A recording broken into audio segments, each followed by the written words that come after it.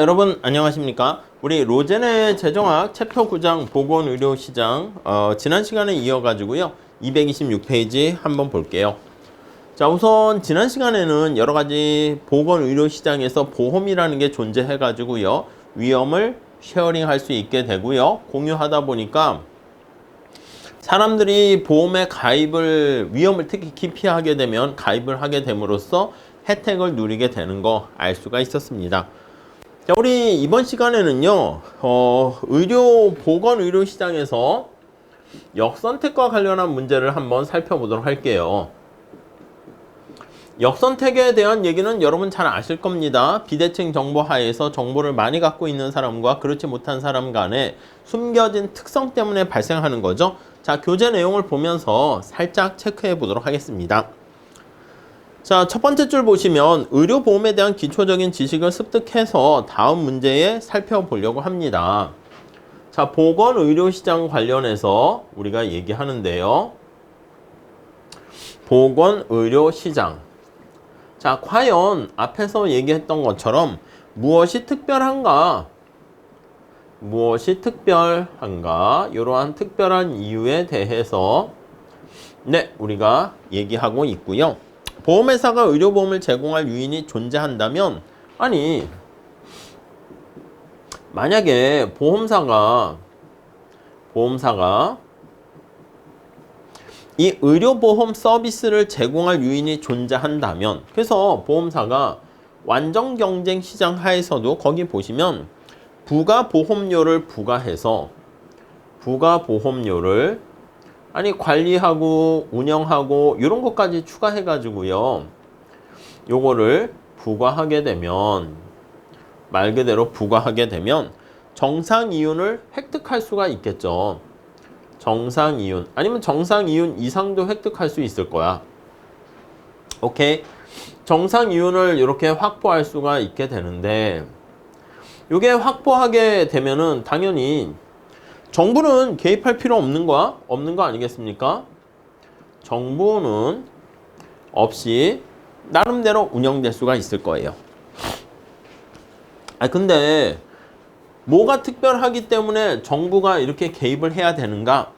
그거에 대해서 볼 거예요. 자, 그래서 첫 번째 특별한 이유. 자, 두 번째 단락 볼게요. 자, 앞에 제3장에서 논의한 비대칭 정보에서 유발된 시장 실패. 비대칭 정보에 의한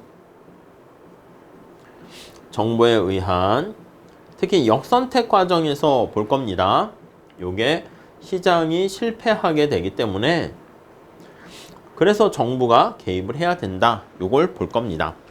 자, 비대칭 정보 문제는 특정 거래 시 개념이 나와 있죠. 거래 당사자 어느 한편은 정보를 알고 있는데 다른 한편은 정보가 없는 상황입니다.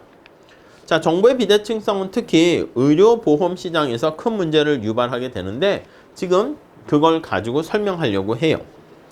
자, 보험회사랑 가입자 간의 보험료가 $3,000로 완전히 비용이 발생하게 되면 모두 보상해주는 앞에 사례를 기준으로 할게요. 자, 보험에 가입하려는 사람이 있고요. 보험사가 있습니다. 보험료를 내요. 앞에서 얘기한 사례로 보면 보험료를 $3,000를 내게 되면 완전하게 이렇게 보험금을 제공해주는 그런 경우를 한번 생각을 해봅니다. 오케이, 흐름 잘 보시면 되겠고요. 자, 적정 보험료는 어떻게 됐습니까? 보험금의 금액, 사고 나는 금액과 사고 날 확률을 똑같이 만드는 거죠. 앞에서는 그게 $3,000 이렇게 했습니다. 자, 그런데 에밀리라는 사람이 있고 다른 9명이 또 있다라고 할게요. 자, 이런 상황인데 자, 오른쪽에 표를 볼게요. 자, 에밀리라는 친구가 있고요. 나머지 사람들이 또 쫙 10명이 있어요.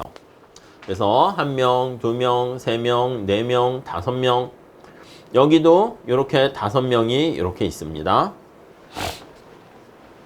근데 두 개 집단에 약간 차이가 있어요.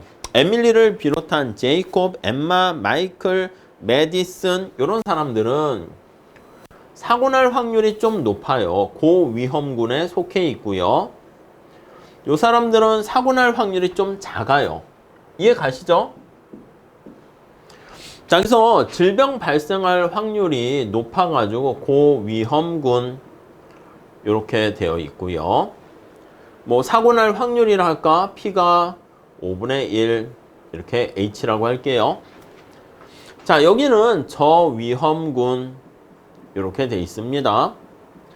자, 그러니까 여기 있는 사람들은 사고 날 확률이 로우다 해가지고 10분의 1 이렇게 돼 있는 거 생각하시면 되겠습니다.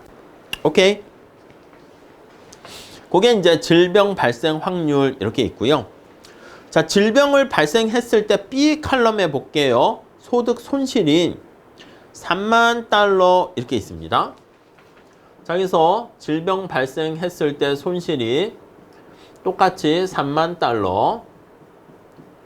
얘네들도 3만 달러 똑같습니다. 오케이? 자, 그러면 소득의 기대값 거기 보시면 소득 손실의 기대값. 네, 여기 고위험군에 있는 사람은 3만 달러의 손실이 발생하는데 5분의 1이니까 만 거기 보시면 두 개 곱하는 것이죠. 5분의 1의 확률로 3만 달러 하니까 6천 이렇게 됩니다. 0.6 이렇게 쓸게요. 6천. 근데 이 사람들은 어떻게 돼요? 3천 이렇게 되는 거죠. 오케이. 자, 그런데 거기 보시면 뒤에 볼게요. 우선 책 내용으로 가서 볼게요. 자, 두 번째 단락 다시 봅시다. 에밀리와 함께 나머지 9명의 사람들이 있는데, 자, 그중 에밀리와 같이 3만 달러의 비용이 발생하고 전부 다 똑같습니다. 근데 일본은 질병 발생 확률이 5분의 1이고 10분의 1이 아니야. 각 개인들은 자신이 어떤 사람인지를 알아요.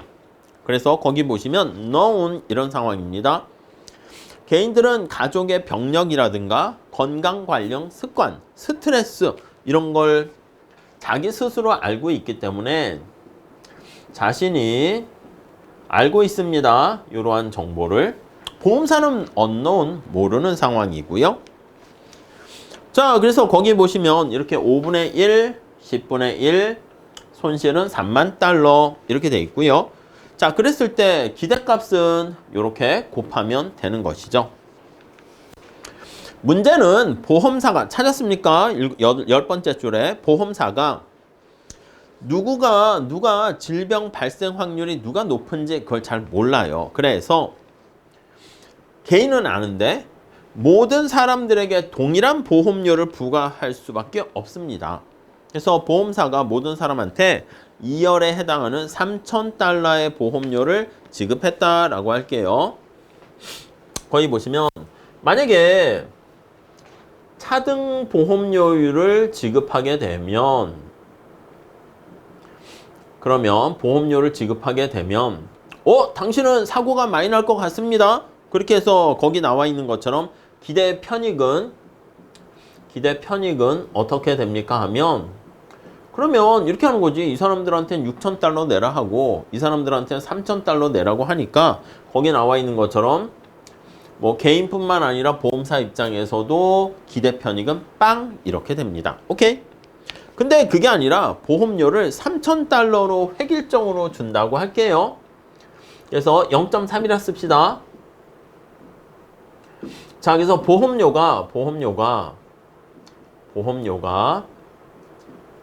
일정하게 동일하게 3,000달러, 0.3달러, 0.3만 달러 이렇게 낸다고 합시다.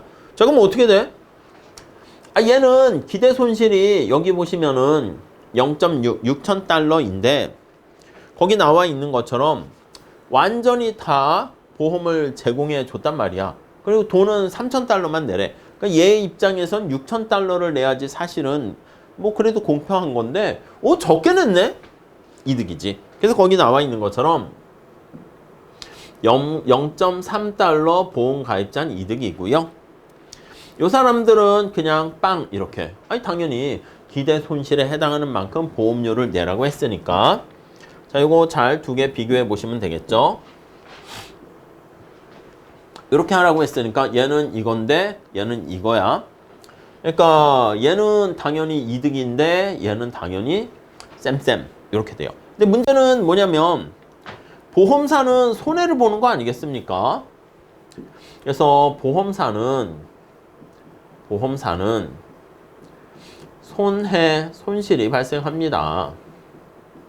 그러니까 얼마의 손실이 발생합니까? 그럼 5명에 대해서 한 명당 3,000달러씩 손실이 발생하니까 제일 밑에 보세요. 15,000달러씩 총 손실이 발생하는 거야.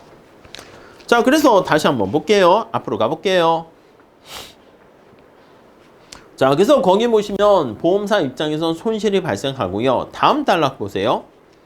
아니, 보험사가 이걸 깨달았어. 뭐야, 이거 우리 손해잖아. 이렇게 운영될 수 없어. 그래가지고 모든 사람한테 4,500달러의 보험료를 지급했다. 거기 F에 있는 거야. 동일하게 4,500달러를 이렇게 보험료로 지급했다라고 할게요. 보험료로. 네, 이해 가시겠습니까? 아니, 그러면 어떤 일이 되냐면 이렇게 설사 4,500달러로 이렇게 하더라도 여기 보세요. 얘는 6,000까지 해도 그게 딱 공정한 건데 뭐야? 4,500? 이득이네. 얼마 이득이야? 0.15 달러만큼 1,500달러만큼 개인은 이득을 봐요. 보험사는 손실을 보고.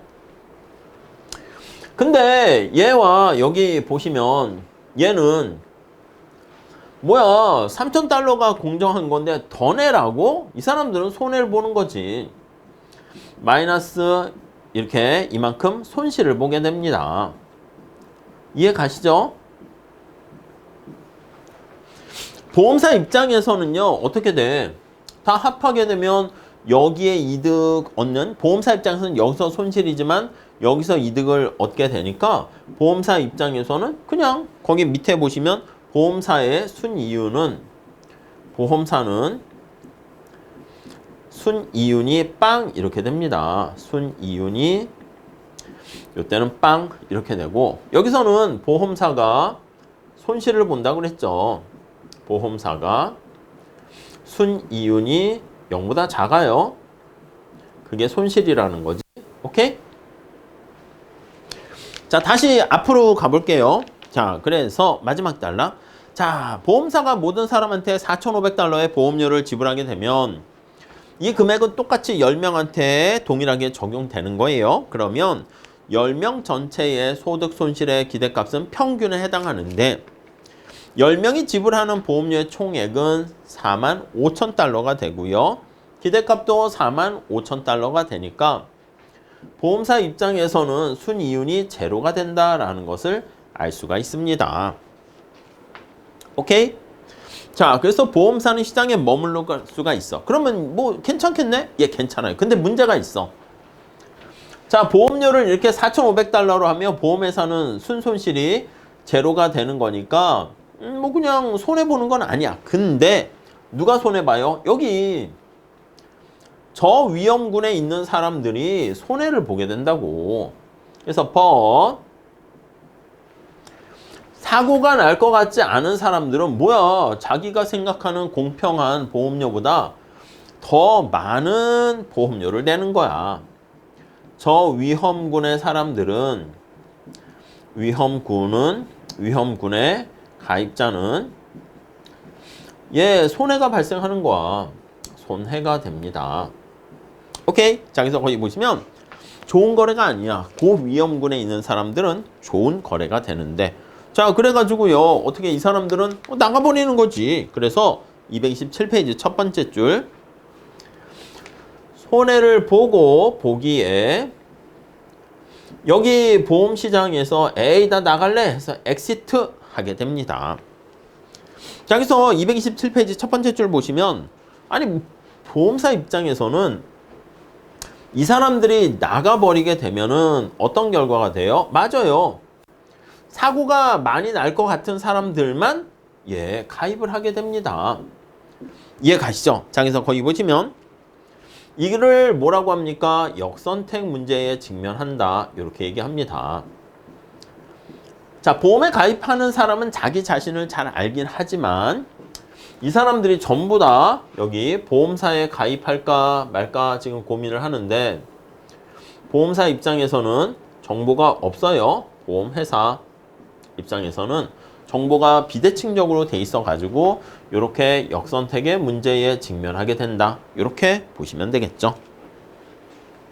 자, 두 번째 줄 볼게요. 일반적으로 말하면 역선택은 보험회사가 모든 사람의 평균적인 위험을 기준으로 그치 전체 퉁 쳐가지고 n분의 1로 나눠가지고 계산을 하게 되는데 동그라미 치세요. 위험이 낮은 사람들이 보험 상품을 사지 않게 되고 보험회사 입장에서는 이 사람들이 나가버리게 되면 손실이 발생하게 되는 것이죠.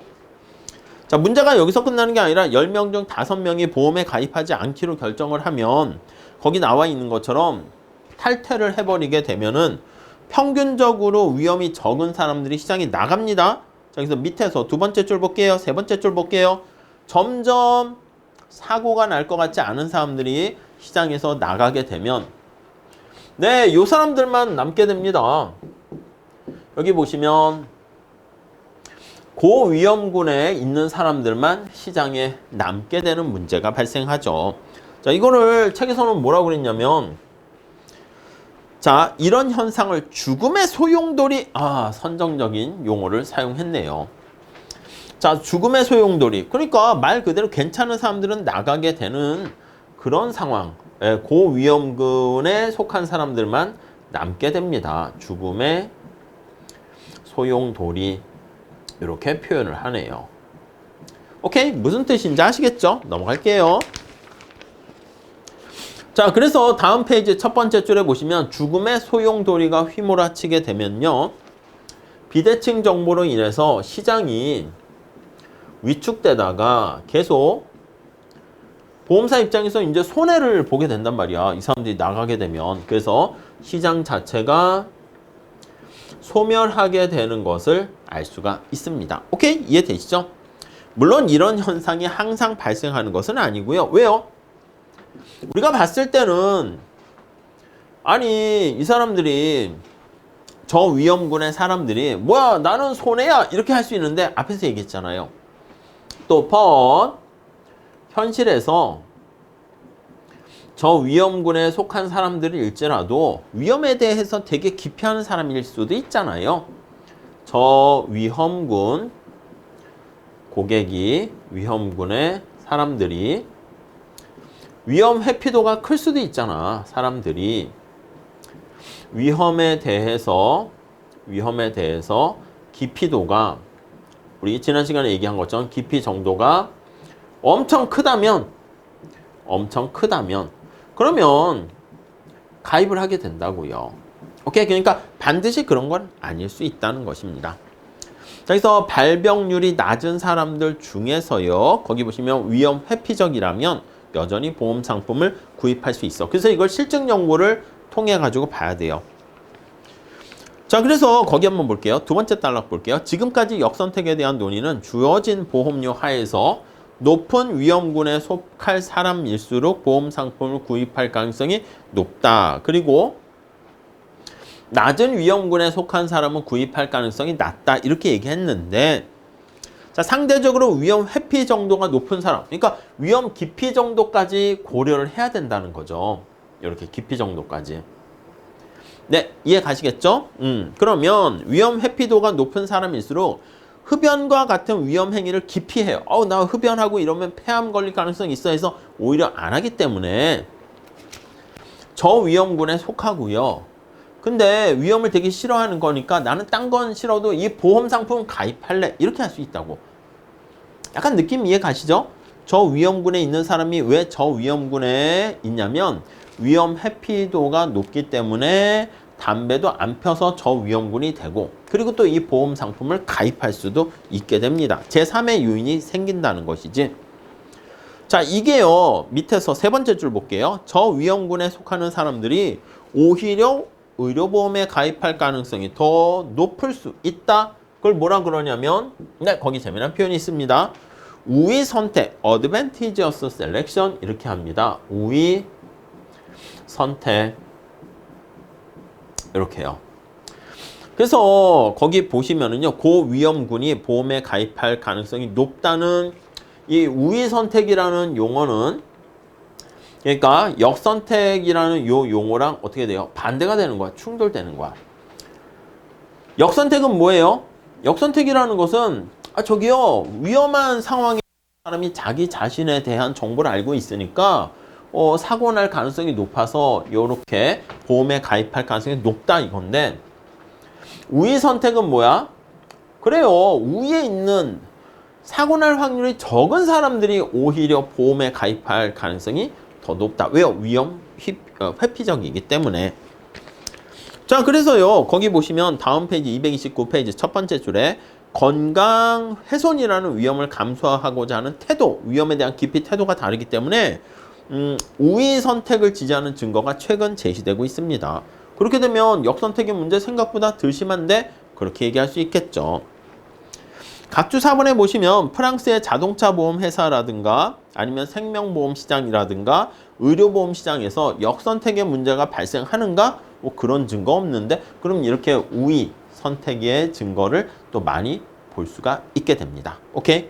자, 그리고 왼쪽에 하버드 대학교를 가지고 하버드 대학에서 의료보험 관련해서 조금 돈을 더 내면 혜택이 큰 그런 프로그램이 있었나 봐요. 근데 그거를 만약에 좀 없앴더니 진짜 앞에서 말씀드렸던 사고 나지 않을 것 같은 사람들만 내려가고 이제 이 상품에 계속 돈을 더 내고 있는 사람들은 남아있게 되어서 죽음의 소용돌이 현상이 발생하는 것처럼 보인다라는 얘기가 있는데, 한번 이 스토리에 관련된 실증, 현실적인 얘기니까 한번 체크해 보시죠. 자, 다음에 네 번째로 역선택이 정부의 개입을 정당화할 수 있을까? 우리가 앞에서 본 것처럼 역선택으로 인해서 비대칭 정보로 인해 가지고 시장이 실패하게 됩니다. 그러니까 이걸 해결하기 위해서 정부가 개입할 여지가 생겨요. 그래서 개입할 정당성이 생기는가? 그거에 대한 얘기를 한번 해봅시다. 첫 번째 줄 볼게요. 역선택이 의료보험 공급의 비효율성을 유발한다는 거 오케이 이해했는데, 다음과 같은 의문이 생긴대요. 역선택을 초래하는 정보의 비대칭성을 제거할 수 있는 방법은 없을까? 만약에 역선택의 문제를 민간에서 제거할 수 있다면, 만약에 거기 민간 시장에서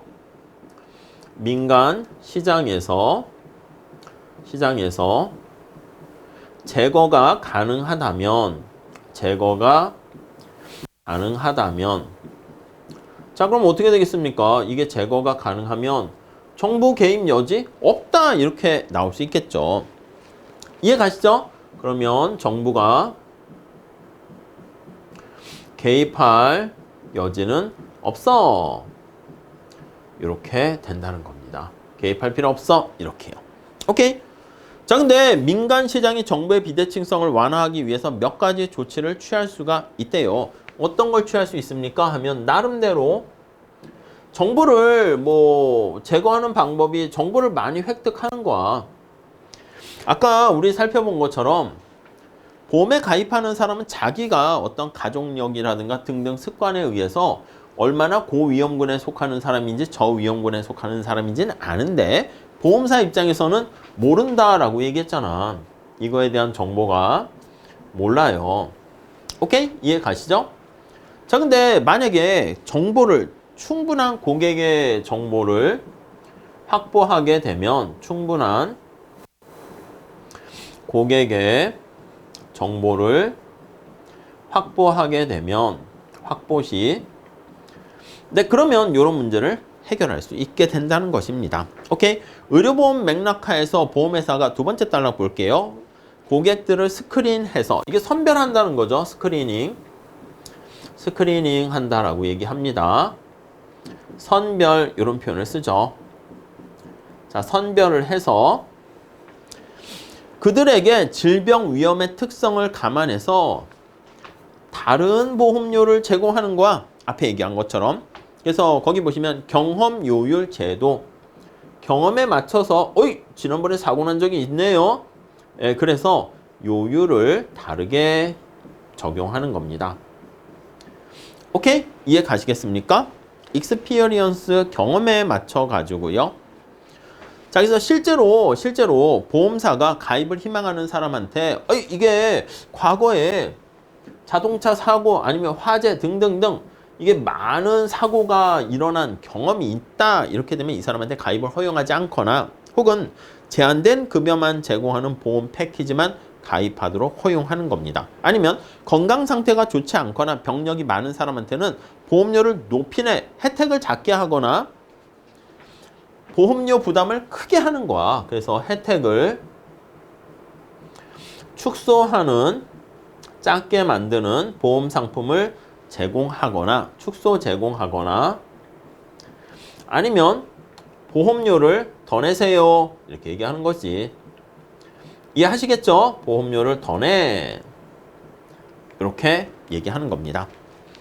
자, 그렇게 하게 되면요. 보험회사 입장에서는 고객에 대한 정보를 더 많이 획득할수록 역선택이라는 비효율성을 극복할 가능성이 높게 됩니다. 자, 근데 다음 따라 볼게요. 보다 많은 정보를 획득해서 보험시장의 효율성을 증진시키는 것과 관련해서 공평성 측면에서도 우리가 얘기를 해야 된다는 거예요. 자, 요거는 지금 보험시장에 대해서 차등 보험료를 제공해 가지고 효율성을 높일 수가 있습니다. 효율성을 높여. 이렇게요. 자, 보험료를 더 내니까 차등 보험료를 내는 거야. 보험료. 이렇게요. 이해 가시죠? 근데 우리가 보험시장과 관련해서요. 민간에서 이렇게 하다 보면 공평성 측면에서 기준도 봐야 된다는 거죠. 아니 거기 보니까 도대체 뭔데? 두 번째 줄에 정보 비대칭성이 존재하지 않더라도 유전적으로 질병에 쉽게 노출되는 특성을 지닌 사람들은 보험에 가입하기 위해서 높은 수준의 보험료를 내야 되는데 부담이 큰 거야. 그러면 공평성 측면에서 봤을 때 아예 보험에 가입하지 않습니다. 공평성 기준으로 봤을 때 X당 쪽 고위험군을 가지고 있는 사람인데 아니 그게 아파가지고 자꾸 이렇게 하는데 비용까지 더 이렇게 또 더 보험료에 내라고 하면 극단적으로 아예 안 해! 이럴 수 있다는 거죠. 그러니까 여기 나와 있는 것처럼 정부가 개입을 해가지고 개입의 여지가 있다는 거니까 효율성 측면에서만 얘기하는 게 아니라 공평성 측면에서 정부가 개입을 해서 자 거기 보시면 전 국민에게 가입이 강제적으로 하게 되고 모든 사람한테 동일한 보험료를 부과하는 보편적인 의료보험 서비스를 제공하는 거야. 보편적인 프로그램 보험을 제공하는 겁니다. 오케이? 이해 가시겠습니까? 자, 이러한 공평성의 문제를 해결할 수 있어. 자, 모두 다 가입하고 강제로. 그러니까 이 보편적이라는 것은 모두 강제로 가입하세요. 이렇게 하는 거야. 강제로 가입하세요. 이렇게. 이 차등과 다른 거죠. 자, 그리고 거기 보시면 고딕으로 나와 있는 거 건강 관련 위험이 상이하더라도 동일한 보험료를 주는 거야. 강제로 가입하고 동일한 보험료를 줍니다. 자, 그래서 이거를 이제 이름을 뭐라고 붙입니까? 라고 하면은요. 공동체 요율 제도 이렇게 얘기합니다. 요거는 이제 공동체 요율 제도. 그러니까 똑같은 요율을 부과하는 거죠. 요율제. 이렇게 할게요. 오케이. 경험 요율 제도의 다른 거죠. 상반된 거예요. 이렇게. 그러니까 얘는 효율성을 높일 수 있지만 공평성 측면에서가 문제고 이거는 약간 효율성은 떨어지지만 공평성 측면에서 좀 혜택이 있다. 이렇게 보시면 돼요. 자, 그래서 이거는 약간 비효율적이라고 나와 있죠. 어떤 사람은 필요한 것보다 더 많은 보험료를 지급해야 될 수가 있고요. 어떤 사람보다 많은 서비스를 제공하는 보험은 그걸 구입하려면 더 많은 보험료를 지급할 의사가 있음에도 불구하고 안 된다고 합니다.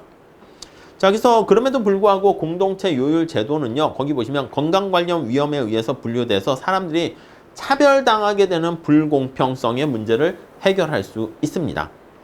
자, 그러면 어떤 게 나온 거야? 거기 결론 얘기하고 있죠. 문제는 이러한 공평성 제고 효과가 비효율성 감소 효과를 같이 비교해 봤을 때 어느 게 크냐? 그래서 정리를 해보면, 자, 따라서 여기 나와 있는 효율성과 그리고 공평성과 요걸 이제 비교해야 되는 것이지. 그래서 어느 측면에 좀 더 가중치를 두는가 해가지고요. 만약에 효율성의 상실을 공평성의 효과가 더 크게 되면 뭐 이거는 공동체 요율제를 적용해야 된다. 이렇게 보시면 되겠습니다. 다음 페이지 가볼게요. 경험 요율을 지지하는 사람들은 당연히 그렇게 얘기하겠지. 첫 번째 줄에 보시면 공동체 요율 제도가 그다지 공평하지 않다. 왜냐면 건강한 생활을 영위하는 사람한테 충분한 보상을 해주지 못하기 때문에 그렇다. 거기 뭘까요? 자, 폴티와 같은 이런 학자들은요. 민간보험회사가 질병 위험 정도에 따라서 적합한 보험료를 부과할 수 있는 가능성 자체. 야, 그거 제대로 할 수 있겠어? 그래서 거기 보시면 개별 보험 가입자의 예상되는 의료 비용에 따라서 보험료율을 잘 조정해야 되는데 그렇지 않은 것 같아. 보니까 실제 2배의 비용이 예상되는 고객에게 한 할증을 합니다. 근데 가만히 보니까 한 20에서 40%의 할증 보험료를 지급하는 게 고작이다. 이런 현상이 발생하는 이유는 거기 나와 있는 것처럼 제대로 못한다는 거지. 자, 그래서요, 거기 보면 개별 보험 구매자들이 보다 낮은 보험료율을 찾기 위해서 많은 탐색을 하는 거야. 우리 돈을 대출 받거나 빌릴 때도요, 좀 더 이자율, 대환, 대신 갈아타는 그런 걸 막 찾게 된다는 것이죠. 그래서 좀 더 장기 보험에서 갱신 가능한 프로그램들을 좀 더 좋은 걸 찾아 나설 수가 있게 되고요.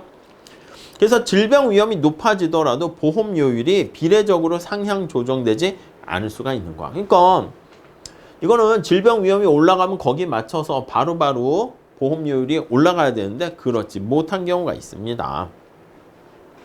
그 다음에 그럼에도 불구하고 정부의 가능한 역할은 역선택으로 인한 효율성 감소와 정부죠. 역선택으로 인한 효율성 감소와 건강상의 위험에 따라서 상이한 보험이 제공되었을 때 발생하게 되는 그러한 차별 이런 것들을 제거할 수가 있다. 이렇게 보시면 되겠습니다. 오케이? 이해 가시겠죠? 자, 이번 시간에는요, 역선택의 문제가 발생하는 거를요, 이렇게 예를 통해 가지고 얘기했습니다. 앞에 사고가 날 확률이 만약에 다 똑같다 이렇게 하면 상관없는데 지금 이렇게 사고 날 확률이 다른 경우 그랬을 때 여기 나와 있는 것처럼 역선택으로 인해서 이 보험시장 자체가 위축되거나 소멸될 죽음의 소용돌이에 빠질 수가 있다는 거 봤고요. 그리고 정부가 민간에서 적절하게 이렇게 과거에 고객에 대한 정보를 확보해서요. 스크리닝 한다고 그러죠. 이렇게 해서 해결할 수 있을지라도 효율성 측면에서는 오케이.